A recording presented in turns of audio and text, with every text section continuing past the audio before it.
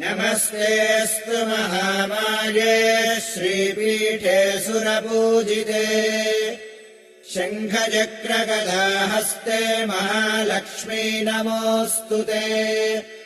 नमस्ते गरुडारूढे डोलासुरभयङ्करी सर्वपापहरे देवी महालक्ष्मी नमोऽस्तु ते।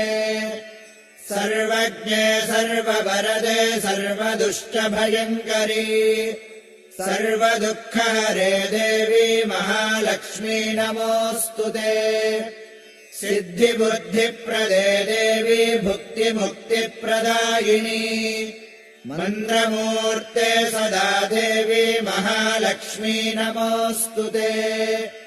आद्यन्तरहिते देवी आदिशक्तिमहेश्वरी योगज्ञे योगसम्भूते महालक्ष्मी नमोऽस्तु ते। स्थूलसूक्ष्मे महारौद्रे महाशक्ति महोदरे महापापहरे देवी महालक्ष्मी नमोऽस्तु ते। पद्मासनस्थिते देवी परब्रह्मस्वरूपिणी परमेशी जगन्माता महालक्ष्मी नमोऽस्तु ते।